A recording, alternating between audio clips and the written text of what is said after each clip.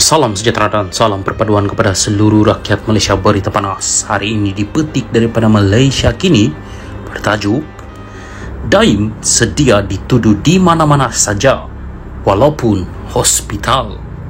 Berita penuh, hartawan Daim Zainuddin sedia berdepan sebarang pertuduhan jenayah dan tidak menggunakan alasan dirawat di hospital bagi mengelak dibawa ke mahkamah, kata isterinya.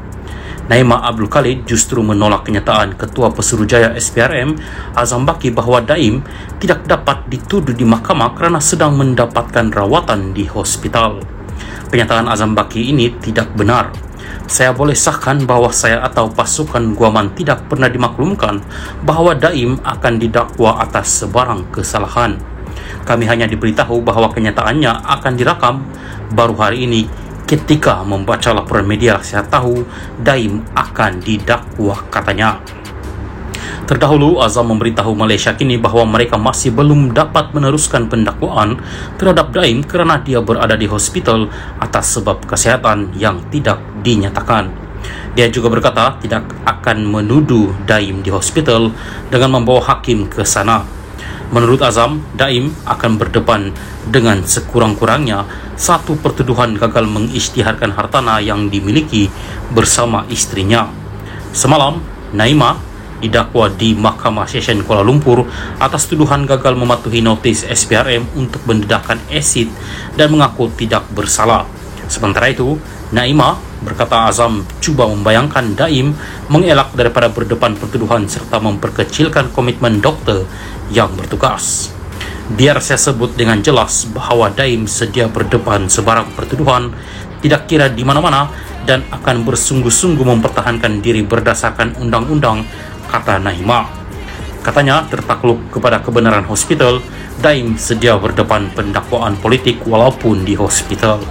Dia bagaimanapun menyerahkan perkara itu kepada SPRM salam perpaduan kepada seluruh rakyat Malaysia. Terkini dari mahkamah, Najib tak maklumkan kabinet bon AS 3.5 bilion dolar.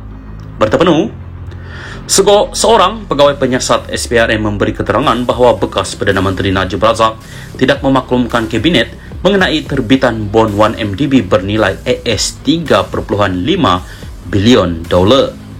Nur Aida Arifin memberitahu Mahkamah Tinggi Kuala Lumpur petang tadi mengenai perkara yang didakwa dilakukan Najib berhubung penglibatan 1MDB dalam pengambil alihan dua pengeluar tenaga bebas IPP Tanjung Energy Holding Sendirian Berhad TEHSB dan Genting Senyen Sendirian Berhad. Saksi pendakwaan ke-49 itu memberi keterangan semasa perbicaraan hari ini terhadap 4 pertuduhan salah guna kuasa dan 21 pertuduhan pengubahan wang haram terhadap Najib yang dikatakan dengan dana RM2.27 bilion daripada 1MDB. Najib sebagai Menteri Kewangan tidak memaklumkan kabinet berhubung pengeluaran bon AS 3.5 bilion 1MDB, sedangkan sebenarnya obligasi pinjaman sebuah MKD syarikat milik Menteri Kewangan diperbadankan 1MDB akan memberi implikasi kepada keuangan negara.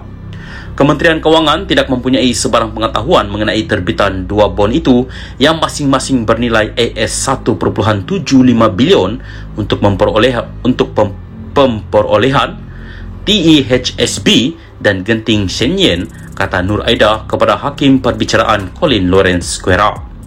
Berhubung bantahan oleh Peguam Bela Utama Muhammad Syafiee Abdullah mengenai dakwaan cakap dengar dan keterangan pendapat, Nur Aida memberi keterangan bahawa Najib didakwa menguruskan 1MDB menggunakan pendekatan top down.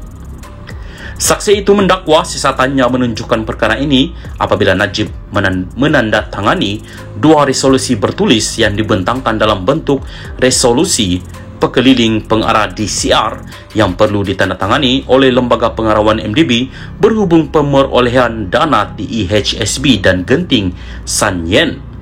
Pengambil alihan IPP membentuk fasa kedua daripada 4 fasa yang didakwa berlaku antara 2011 dan 2014 dan didakwa mengakibatkan berbilion ringgit diseleweng daripada 1MDB. Bagaimanapun, disebabkan bantahan daripada Syafiee atas alasan cakap dengar, Square mengarahkan supaya sebahagian daripada bahagian keterangan Nur Aida mengenai bond itu digugurkan. Square juga mengarahkan pihak-pihak terlibat membuat hujahan lisan kemudian berhubung bantahan Syafi'i mengenai keterangan pegawai penyiasat SPRM berhubung dakwaan pendekatan top-down. Prosiding Mahkamah Terbuka akan disambung semula pada 24 Januari. Najib dibicarakan atas 4 pertuduhan salah guna kuasa dan 21 pertuduhan pengubahan wang haram membabitkan RM2.27 bilion daripada dana 1MDB. Bagi 4 pertuduhan salah guna kuasa, bekas ahli Parlimen Pekan itu didakwa melakukan kesalahan itu di Islamic Bank Berhad Cawangan Jalan Raja Chulan di Bukit Kelon, Kuala Lumpur antara 24 Februari 2011 dan 19 Disember 2014. Bagi 21 pertuduhan pengubahan wang haram, Najib dikatakan melakukan kesalahan itu di bank yang sama antara 22 Mac 2013 dan 30 Ogos 2013.